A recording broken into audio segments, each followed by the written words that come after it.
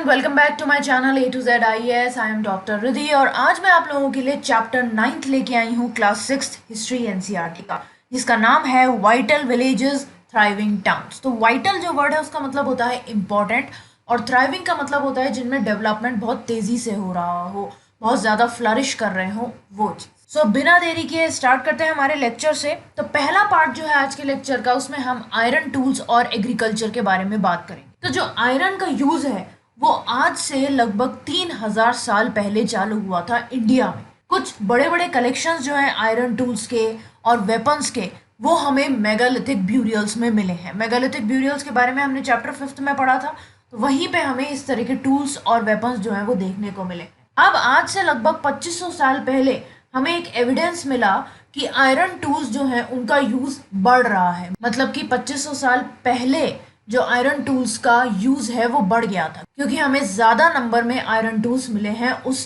Period के।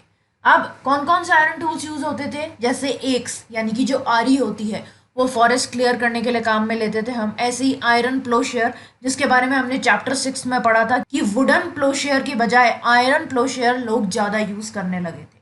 तो प्लोशेयर किस काम में आता था, एग्रीकल्चरल प्रोडक्शन को इंक्रीज करने के लिए। अब ये जो आपको पिक्चर दिखाई दे रही है ये कुछ आयरन टूल्स की है।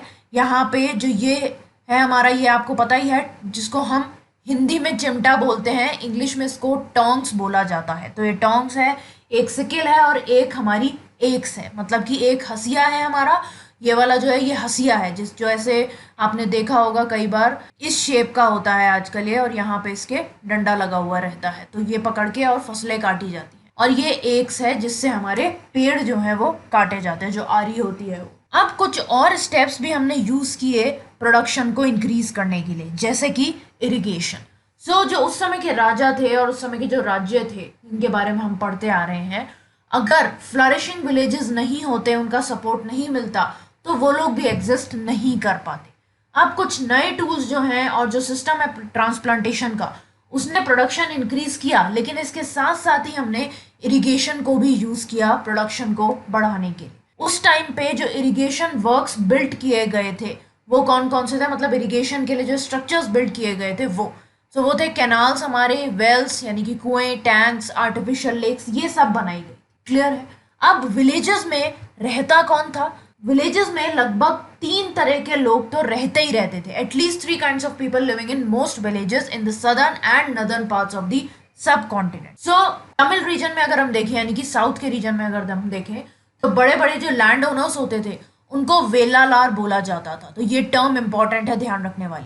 इसके अलावा जो ऑर्डिनरी प्लोमैन होते थे, मतलब एक तरह से किसान ही हो गए, उनको हम उजावार बोलते थे। और जो लैंडलेस लेबरर्स थे, जिसमें स्लेव्स भी इंक्लूडेड थे, दास वगैरह, उनको हम कदाइसियार या अधिमाई बोलते थे। तो ये तीनों टर्म्स आपको ध्यान रखनी है, वेलालार, उजावार और कदाइसियार और अधिमाई। अब जो नदर्न पार्ट था हमारी कंट्री का, वहां पे जो विलेज का हेडमैन था, जिसको हम सरपंच बोलते हैं आजकल, उसको ग्राम भोजक बोला जाता था। ग्राम मतलब गांव का, भोजक यानी कि हेडमैन। तो ग्राम भोजक जो है वो मोस्ट ऑफ द टाइम जो सबसे बड़ा लैंड ओनर होता था उससे बनाया जाता था। और ऐसा भी होता था कि एक ही फैमिली के जो आदमी होते थे वही उस पोजीशन को एक के बाद एक होल्ड करते थे। जैसे राजा हो गया, फिर उसका राजकुमार जो है वो राजा बन जाएगा, फिर राजकुमार का जो बेटा होगा वो राजा बन जाएगा। उस तरीके से ग्राम भोजक में भी था। जैसे ग्राम भोजक बना दिया किसी आदमी को, उसकी शादी हुई, उसके बच्चे, उसका बेटा बड़ा हुआ, तो फिर जब ग्राम भोजक रिटायर होगा तो उसका बेटा ग्राम भोजक बन जाए। तो ये पोस्ट जो है वो हेरिडिटरी पोस्ट थी। अब जो हमारा ग्राम भोजक होता था उसके पास स्लेव्स भी होते थे और वो कुछ वर्कर्स को भी हायर करता था, जिससे वो लैंड को कल्टिवेट करा सके। खुद तो काम करेगा नहीं ऑब्वियसली उस जमीन पे, वो वर्कर्स को हायर करके काम करवाता था। इसके अलावा वो पावरफुल था, तो जो राजा था वो बहुत बार जो है ग्राम भोजक का इस्तेमाल करके जो विलेज के टैक्सेस हैं वो कलेक्ट करते, मतलब कि ग्राम भोजक को एज अ टैक्स कलेक्टर उसने विलेज में अपॉइंट कर दिया था। अब इसके अलावा जो ग्राम भोजक था वो जज की तरह भी काम करता था। कैसे, जैसे 2 लोगों में लड़ाई हो गई विलेज के, तो उनका मैटर सुलझाने के लिए, और कभी कभी पुलिसमैन का भी काम करता था। तो सारे काम एक ही जना कर लेता था ऑलमोस्ट। अब ग्राम भोजक के अलावा कुछ और इंडिपेंडेंट फार्मर्स भी थे, जिनको हम बोलते थे गृहपतिस। और इन गृहपतिस में से बहुत सारे ऐसे होते थे जो कि छोटे छोटे लैंड के मालिक होते थे, स्मॉल लैंड ओनर्स हुआ करते थे। इसके अलावा कुछ मैन और विमेन भी आते थे, जिनको हम दासा कर्माकरा बोलते थे। उनके पास लैंड नहीं होता था और उनको जो भी कमाई करनी होती थी वो कैसे करते थे, दूसरे के लैंड पे काम करके। जैसे सपोज करो ग्राम भोजक जो हो गए, उन्होंने ही अपने लैंड को कल्टीवेट करने के लिए जो वर्कर्स हायर किए वो इस कैटेगरी में आते थे, दास कर्मा करावा। अब जितने भी विलेजेस थे उसमें से ज्यादातर विलेजेस में कुछ क्राफ्ट पर्सन्स भी होते थे, जैसे ब्लैक स्मिथ हो गया, पॉटर हो गया, कारपेंटर हो गया, वीवर हो गया, ये सब भी वहां पे रहते थे। अब एक क्विक फैक्ट पे आते हैं अबाउट दी तमिल कॉम्पोजिशंस। सो कुछ बहुत ही पुराने जो वर्क्स लिखे गए हैं तमिल में, जिनको हम संगम लिटरेचर बोलते हैं, वो आज से लगभग 2300 साल पहले कंपोज किए गए थे। इन टेक्स्ट को संगम इसलिए बोला जाता है because they have been composed and compiled in assemblies which were known as Sangams of poets that were held in the city of Madurai. तो मदुरई जो सिटी है हमारी, वहां पे असेंबलीज जो है वो बनाई जाती थी पोएट्स की, उन असेंबलीज को बोला जाता था संगम। तो वहीं पे ये टेक्स्ट जो है वो कंपोज भी किए गए और कंपाइल भी किए गए, मतलब वहीं पे लिखे गए थे, इसलिए इनको संगम लिटरेचर बोला जाता। अब जो भी हमने तमिल वर्ड्स अभी पढ़े ऊपर, वेलालार हो गया या उजावार हो गया, ये सब वर्ड्स जो हैं वो संगम लिटरेचर में अवेलेबल है। अब ये तो हो गई विलेजेस की बात। अब चलते हैं हमारे नेक्स्ट टॉपिक पे, जो कि है finding out about the cities. तो सिटीज की क्या स्टोरीज थी, कौन ट्रैवलर्स थे, स्कल्पचर्स थे, आर्कियोलॉजी थी, ये सब चीजें अब हम पढ़ेंगे, क्योंकि हमने विलेजेस के बारे में तो बात कर ली। अब हमारे पास बहुत सारे ऐसे एविडेंसेस हैं जिनको यूज करके हम जो अर्ली सिटीज में हमारी लाइफ होती थी, कैसे लोग जीते थे, वो पता कर सकते हैं। अब आपने जातक टेल्स के बारे में सुना होगा, और मैं होप करती हूँ कि आपने बचपन में वो पढ़ी भी होंगी। तो जातक स्टोरीज जो थी वो ऐसा माना जाता है कि नॉर्मल जो ऑर्डिनरी लोग हैं उन्होंने कंपोज की थी, और उसके बाद जो बुद्धिस्ट मॉन्क्स थे उन्होंने उनको लिख के प्रिजर्व किया था। तो उससे हम एक तो पुराने जमाने की बात पता कर सकते हैं। दूसरी तरफ कुछ स्कल्प्टर्स हुआ करते थे जो कि स्कल्पचर्स बनाते थे, तो उन्होंने भी कुछ ऐसे सीन्स क्रिएट किए थे जिससे लोगों की लाइफ जो है वो डिपिक्ट होती थी टाउन्स और विलेजेस में, और इसके अलावा फॉरेस्ट में भी, मतलब लोग क्या काम कर रहे हैं वो स्कल्पचर्स के थ्रू दिखाया गया था। अब बहुत सारे ऐसे स्कल्पचर्स थे जिनको रेलिंग्स, पिलर्स और जो बिल्डिंग्स होती थी उनके बड़े बड़े जो दरवाजे होते थे उन्हें डेकोरेट करने के काम में लिया जाता था, और ये ऐसी जगह थी जहाँ पे लोग जो है विजिट करते रहते। अब बहुत सारी सिटीज जो लगभग 2500 साल पहले डेवलप हुई वो महाजनपदास की कैपिटल बनी थी, जिसके बारे में हमने चैप्टर 6 में देखा था। अब कुछ सिटीज जो थी इनमें से हमने ये भी देखा था कि उनमें फोर्टिफिकेशन वॉल्स थी चारों तरफ, मतलब बड़ी बड़ी जो है ईंट की दीवारों से उन्हें प्रोटेक्ट किया गया था जिससे दूसरे राजा अटैक नहीं कर पाए। अब इनमें से बहुत सारी ऐसी सिटीज थी जहाँ पे आर्कियोलॉजिस्ट को पॉट्स, सिरेमिक रिंग्स, इन सब की पूरी पूरी रोज मिली हैं जो कि एक दूसरे के ऊपर अरेंज थी। तो इन रोज को हम बोलते हैं रिंग वेल्स, तो ये नाम भी ध्यान रखना है आप लोग। अब ये जो थी ऐसा माना जाता है कि इनको कुछ केसेस में टॉयलेट्स की तरह भी काम में लिया जा सकता था, या फिर ड्रेन्स की तरह, या फिर गार्बेज डंप्स की तरह। अब जो रिंग्स वेल थी वो इंडिविजुअल हाउसेस में भी हमें कई जगह मिली है। अब जो पैलेसेस थे, मार्केट्स थे, या जो ऑर्डिनरी लोगों के घर थे, उनके जो रेमनेंट्स हैं वो बहुत ही कम मिले हैं हमें, उनके जो अवशेष हैं वो बहुत कम मिले हैं। लेकिन हो सकता है आर्कियोलॉजिस्ट का ये मानना है कि अभी भी वो कहीं दबे हुए हों और उनको खोजना बाकी हो। दूसरी तरफ ऐसा भी माना जा रहा है क्योंकि ये चीज़ें जो हैं वो वुड से या मिट्टी से या जो हमारा घास फूस होता है उससे बनाई गई थी, तो शायद वो बची ही नहीं हो कुछ भी उनका। इसके अलावा दूसरा जो तरीका है अर्ली सिटीज़ के बारे में पता करने का, वो है अगर कोई सेलर वहाँ पे गया हो या कोई ट्रैवलर जो वहाँ पे गया हो उसने कोई बुक लिखी हो या कोई ऐसी कुछ अकाउंट लिखा हो उसके थ्रू। अब एक अननोन ग्रीक सेलर का एक डिटेल्ड अकाउंट जो है वो हमें मिला है, और उस अकाउंट में सारी चीज़ें उसने डिस्क्राइब की हैं, जितने भी पोर्ट्स वो विजिट किया था। अब मैं आप लोगों को कुछ पिक्चर्स दिखा रही हूँ। ये जो पिक्चर आपको दिखाई दे रही है लंबी वाली, ये एक स्कल्पचर है सांची से। सांची साइट था स्तूपा वाला जो एमपी में प्रेजेंट है। तो देखो कितनी अच्छी तरीके से स्कल्पटर्स ने इन पे स्कल्पचर्स बनाए हैं। तो यहाँ पे ये आम लोगों की जिंदगी बता रखी। और ये जो है ये वो रिंग वेल है जिसके बारे में मैंने बात करी थी। तो ये दिल्ली में मिला हुआ रिंग वेल है। तो ये देखो ये ड्रेन्स की तरह भी यूज में आ सकता है, टॉयलेट्स की तरह भी। तो ये एक के ऊपर एक लगे हुए हैं। तो इस तरह के कई सारे स्ट्रक्चर्स देखने को मिले हैं अर्ली सिटीज के रिमेन्स में। क्लियर हो गया। अब आते हैं हमारे नेक्स्ट इंपॉर्टेंट टॉपिक पे जो कि है कॉइन्स। अब जो अर्लीस्ट कॉइन्स थे जो कि लगभग 500 साल तक यूज में थे वो थे पंच मार्क्ड कॉइन्स। अब इनको पंच मार्क्ड कॉइन्स क्यों बोला जाता है? क्योंकि जो इनकी डिजाइन्स थी वो मेटल के ऊपर पंच की जाती थी। जैसे कि ये देखो ये है नॉर्मल हमारा कॉइन, इसके ऊपर ये डिजाइन जो है वो पंच कर दी, तो ये पंच मार्क्ड कॉइन बन गया। अब ये मेटल जो है वो सिल्वर भी हो सकता था और इसके साथ साथ कॉपर भी हो सकता, कॉपर और सिल्वर के कॉइन्स जो है हमें देखने को मिले हैं। क्लियर हो गया। अब सिटीज जो थी उनके बहुत सारे फंक्शन हुआ करते, तो बहुत ज्यादा टाइम ऐसा होता था कि एक सिंगल टाउन जो है वो बहुत सारे रीजंस की वजह से इंपॉर्टेंट होता था। जैसे यहाँ पे हम एक एग्जाम्पल लेके समझेंगे इसको, मथुरा का। सो मथुरा जो है वो आज से 2500 साल पहले एक बहुत ही इंपॉर्टेंट सेटलमेंट हुआ करता था। क्यों?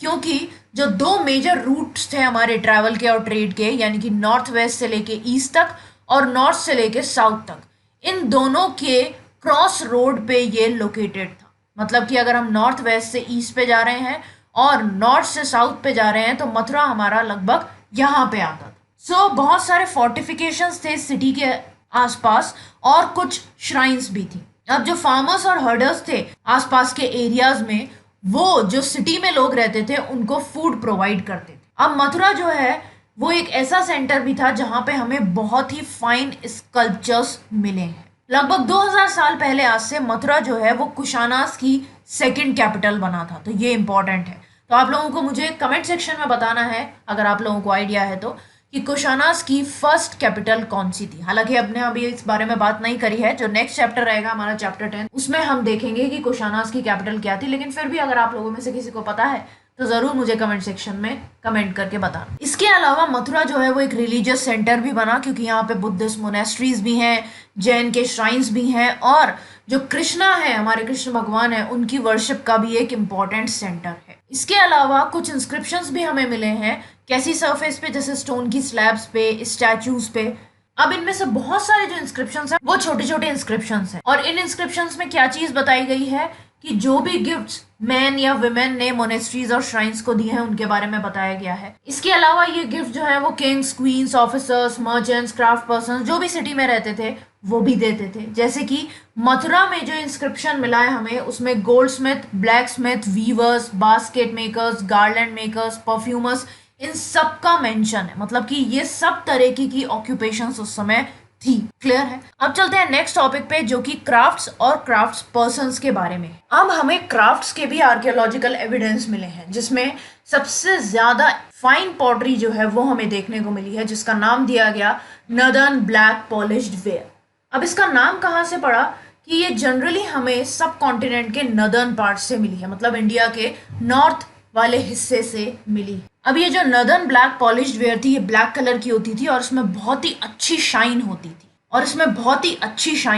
अब ऐसा माना जा रहा है कि बहुत सारे क्राफ्ट्स के लिए आर्कियोलॉजिकल एविडेंस जो है वो सर्वाइव ही नहीं हुए हैं। अब जो मैन्युफैक्चरिंग थी क्लोथ की वो काफी इंपॉर्टेंट थी, ये हमें कुछ टेक्स्ट से पता चला है। अब कुछ फेमस सेंटर्स थे जैसे वाराणसी नॉर्थ में, मदुरई साउथ में, जहाँ पे क्लोथ्स की मैन्युफैक्चरिंग की जाती थी और दोनों ही मेन और वुमेन इन सेंटर्स पे काम करते थे। अब बहुत सारे क्राफ्ट पर्सन्स और मर्चेंट्स जो हैं उन्होंने एसोसिएशंस बनानी चालू कर दी थी, जिनको नाम दिया गया था श्रेणीज। तो ये श्रेणीज जो थी क्राफ्ट पर्सन्स की, ये ट्रेनिंग प्रोवाइड करती थी, रॉ मटेरियल प्रोक्योर करती थी और जो फिनिश प्रोडक्ट होता था उसे डिस्ट्रीब्यूट भी करती थी। दूसरी तरफ श्रेणीज जो थी मर्चेंट्स की, वो ट्रेड को ऑर्गेनाइज करते थे। फिर श्रेणीज जो है वो बैंक्स की तरह भी सर्व करती थी, जहाँ पे रिच मैन और वुमेन जो है वो अपनी मनी डिपॉजिट करते थे। तो यहाँ पे इन्वेस्टमेंट होता था और फिर इंटरेस्ट का जो कुछ पार्ट है वो रिटर्न किया जाता था, या फिर जो रिलीजियस इंस्टीट्यूशंस हैं जैसे मोनेस्ट्रीज वगैरह, उनको दान कर दिया जाता था, उनको सपोर्ट के लिए दे दिया जाता। क्लियर है। अब हमने यहाँ पे क्राफ्ट पर्सन्स की श्रेणीज और इसके बारे में बात की है और क्लोथ के बारे में बात की है, तो एक क्विक फैक्ट पे आते हैं जो कि स्पिनिंग और वीविंग के रूल्स के बारे में है। तो ये रूल्स जो है वो अर्थशास्त्र में लिखे हुए हैं, हमने पढ़ा था, चाणक्य ने लिखी थी अर्थशास्त्र, और इसमें ये बता रखा है कि किस तरीके से वीविंग और स्पिनिंग जो है वो की जानी चाहिए वर्कशॉप्स में एक स्पेशल ऑफिशियल के सुपरविजन में। अब जो विडोज होती थी या जो यंग वुमेन होती थी जो कि डिफरेंटली एबल्ड होती थी, जिनको आजकल हम दिव्यांग बोलते हैं, इसके अलावा जो नन्स होती थी और जो दरबारियों की माँ होती थी, कोर्टिसंस की मदर होती थी, रिटायर्ड वुमेन सर्वेंट्स होती थी किंग की, या ऐसी वुमेन जो कि सर्विस दे रही थी टेम्पल्स में और रिटायर हो गई हैं, तो वो जो है वूल, बार्क, कॉटन, हेम्प, फ्लैक्स, अलग अलग तरीके के फाइबर्स को प्रोसेस करती थी। अब इनको पे कैसे किया जाता था कि उनके वर्क की क्वालिटी क्या है और वो कितना एक दिन में काम कर रही है, उस हिसाब से उनको पेमेंट मिलता था। अब जो विमेन है उनको ये परमिशन नहीं थी कि वो अपना घर छोड़े, तो इसलिए वो मेड सर्वेंट्स जो होते थे उन्हें भेजती थी रॉ मटेरियल लाने के लिए सुपरिंटेंडेंट से, और फिर वो घर पे बैठ के काम करती थी और जो चीज भी वो बनाती थी उसे वापस वो मेड सर्वेंट के थ्रू सुपरिंटेंडेंट को भिजवा देती। अब जो विमेन वर्कशॉप जा सकती थी वो सिर्फ शाम के टाइम पे ही जाती थी अपना काम सबमिट करने के लिए और अपने पैसे वहां से रिसीव करने के। लेकिन यहाँ पे एक बात है कि जो रोशनी है वो ज्यादा होनी चाहिए थी, मतलब शाम के टाइम पे भी बिल्कुल ये नहीं कि सूरज डूब गया तब जा रही हैं, डाउन के टाइम पे जाती थी जब इनफ लाइट होती थी कि उनका वर्क जो है वो अच्छी तरीके से देखा जा सके, क्योंकि क्वालिटी पे और क्वांटिटी पे ही तो पेमेंट मिल रहा है उन्हें, तो ये भी चीज जरूरी थी। अब यहाँ पे एक बहुत ही इंटरेस्टिंग सी चीज हुआ करती थी कि अगर सुपरिंटेंडेंट जो है वो उस विमेन की तरफ देखता था या फिर काम के बजाय किसी और बारे में उससे बात करने लगता था तो उसको पनिश किया जाता था उस सुपरिंटेंडेंट को। फिर अगर विमेन जो है उसने अपना काम कंप्लीट नहीं किया तो उसे फाइन पे करना होता था, और फाइन के रूप में क्या होता था, उसके जो अंगूठा होता था उसे काट दिया जाता। तो ये काफी ज्यादा खतरनाक पनिशमेंट हुआ करता था उस समय। क्लियर है। अब हम एक सिटी के बारे में बात करेंगे जिसका नाम है अरिकामेडु। तो उसमें लाइफ कैसी थी वो देख लेते हैं। So between 2200 and 1900 years ago, Arikamedu was a coastal settlement where ships unloaded goods from distant lands. तो अरिकामेडु आपको यहाँ पे दिखाई दे रहा है, ये देखो, ये रहा हमारा अरिकामेडु। तो ये कोस्टल सेटलमेंट था जहाँ पे शिप्स जो हैं वो दूर दूर के एरिया से आके जो भी गुड्स लेके आती थी उसे अनलोड करती थी। अब इस साइट पे हमें एक बहुत ही मैसिव यानी कि बहुत बड़ा ब्रिक स्ट्रक्चर मिला है। तो ऐसा माना जाता है कि हो सकता है वो वेयर हाउस हुआ करता हो, जिसको हम आजकल गोदाम बोलते हैं वो। अब दूसरी चीजें जो हमें यहाँ से मिली है वो है मेडिटेरेनियन रीजन की जो पॉटरी है वो मिली है हमें, जैसे कि एम्फोरे। एम्फोरे क्या होता है, टॉल डबल हैंडल जार्स होते हैं जिनमें लिक्विड्स होते हैं जैसे वाइन या ऑयल। तो ये डबल हैंडल जार्स होते हैं एम्फोरे, जो कि मेडिटेरेनियन रीजन में बनते थे। तो वहाँ की पॉटरी हमें यहाँ पे मिली है। इसके अलावा स्टैम्प्ड रेड ग्लेज पॉटरी मिली है जिसको एरेटाइन वेयर बोलते हैं। और ये एरेटाइन वेयर नाम कैसे पड़ा, इटली में एक सिटी है एरेजो, वहां से इसका ये नाम पड़ा है एरेटाइन। अब इसको बनाते कैसे थे, जब हम जो वेट क्ले होती है उसको एक स्टैम्प्ड मोल्ड में प्रेस करके ये पॉटरी बनाई जाती थी। इसके अलावा एक और तरीके की पॉटरी मिली है हमें जो कि लोकली बनाई जाती थी, लेकिन उसमें रोमन डिजाइन्स जो है वो यूज की जाती। फिर रोमन लैम्प्स, ग्लासवेयर, जेम्स, ये भी हमें अरिकामेडु की साइट पे मिले हैं। अब यहाँ पे हमें छोटे छोटे टैंक्स भी मिले हैं। ऐसा माना जा रहा है कि क्लोथ को डाई करने के लिए जो डाइंग वेट्स हम यूज करते हैं वो ये टैंक्स हैं। अब यहाँ पे हमें बहुत सारे ऐसे एविडेंस भी मिले हैं जिससे हमें ये क्लियर हो जाता है कि सेमी प्रीशियस स्टोन्स और ग्लास से यहाँ पे बीड्स जो है वो बनाई जाती। क्लियर है। अब आपको एक पिक्चर दिखा रही हूँ तमिल ब्राह्मी इंस्क्रिप्शन की। तो ये हमारे तमिल ब्राह्मी इंस्क्रिप्शन है। Now several pieces of pottery have inscriptions in Brahmi which was used to write Tamil. अब कुछ पीसेस थे पॉटरी के जैसे कि आपको यहाँ पे दिखाई दे रहे हैं, इनमें ब्राह्मी में इंस्क्रिप्शंस लिखे हुए थे जिसको तमिल लिखने के काम में लिया गया। क्लियर है। तो अब आते हैं हमारे आज के लास्ट पार्ट पे जो कि है एल्सवेयर। तो आज हम रोम के बारे में बात करने वाले हैं। रोम जो है वो ओल्डेस्ट सिटीज में से एक है जो कि यूरोप में प्रेजेंट है, और जब गंगा वैली में सिटीज डेवलप हुई थी लगभग उसी टाइम पे रोम भी डेवलप हुआ था। Now Rome was the capital of one of the largest empires, one that spread across Europe, north Africa and west Asia. तो इतना बड़ा एम्पायर था जो कि Europe, north Africa, west Asia तीनों में फैला हुआ था। उसकी कैपिटल जो है वो रोम थी। अब जो ऑगस्टस थे वो बहुत ही इम्पोर्टेंट, मोस्ट इम्पोर्टेंट एम्परर्स में से एक थे। उन्होंने लगभग आज से 2000 साल पहले राज किया था, और वो कहते थे कि he found Rome a city of brick and made it into a city of marble. वो कहते थे कि उन्होंने रोम को जो है ईंटों की सिटी की तरह फाउंड आउट किया था और बाद में उन्होंने इसको मार्बल की सिटी में कन्वर्ट कर दिया। अब जो ऑगस्टस थे और उनके बाद जो रूलर्स आए उन्होंने काफी टेम्पल्स और पैलेसेस जो है वो भी बिल्ड किए थे। इसके अलावा उन्होंने कुछ बड़े बड़े एम्फी थिएटर्स भी बिल्ड किए थे। एम्फी थिएटर्स क्या होते हैं, ओपन एरेनाज होते हैं जिनको सराउंड करने के लिए सीट्स जो हैं वो बनी रहती है, वो भी टियर्स, मतलब कि ये एक हो गया, फिर इसके ऊपर दूसरी, फिर इसके ऊपर तीसरी। आजकल जो ओपन ऑडिटोरियम नहीं होते हैं, बीच में जो है कोई भी परफॉर्मेंस चल रही है और चारों तरफ जो है लोग बैठ के देख रहे हैं, तो उसी टाइप का ये एम्फी थिएटर्स उन्होंने बनाया था। वहाँ पे जो सिटीजन्स थे वो हर तरीके के शोज जो है वो देखते थे। इसके अलावा पब्लिक बाथ जो है वो भी बनाए गए थे जहाँ पे लोग मिलते थे, रिलैक्स करते थे, और जो पब्लिक बाथ होते थे इनमें मेन और वुमेन दोनों के लिए अलग अलग टाइमिंग्स हुआ करती थी कि इस टाइम पे मेन यहाँ पे आएंगे और दूसरे टाइम पे वुमेन यहाँ पे आएंगे। इसके अलावा बड़े बड़े एक्वेडक्ट्स जो हैं यानी कि ऐसे चैनल्स जो वाटर सप्लाई करते हैं वो भी बनाए गए थे जिससे सिटी में पानी लाया जा सके, बाथ्स के लिए, फाउंटेन्स के लिए और टॉयलेट्स के। क्लियर है? तो ये जो आपको पिक्चर दिखाई दे रही है ये एक ऐसे ही एक्वेडक्ट की है। तो ऐसे बड़े बड़े एक्वेडक्ट्स बनाए जाते थे जिनके थ्रू सिटी में पानी लाया जाता। क्लियर हो गया? सो ये था हमारा आज का चैप्टर। मैं होप करती हूँ कि आपको पूरा चैप्टर अच्छी तरीके से समझ में आ गया होगा। अगर आप लोगों का कोई भी डाउट आता है तो आप मुझसे कमेंट सेक्शन में पूछ सकते हैं। सो गाइस, इस लेक्चर की पीडीएफ जो है वो आपको मेरे टेलीग्राम ग्रुप पे मिल जाएगी। टेलीग्राम ग्रुप का लिंक मैंने डिस्क्रिप्शन बॉक्स में दे दिया। ओके, सो अगर आप लोगों को ये लेक्चर यूजफुल लगा हो, इन्फॉर्मेटिव लगा हो, तो बेल आइकन को प्रेस करना मत भूलना, जिससे आप लोगों को आगे भी इसी तरीके के इन्फॉर्मेटिव लेक्चर्स मिलते रहे। ठीक है? सो आज के लिए बस इतना ही। That's all for today guys. Thanks for watching. Have a nice day.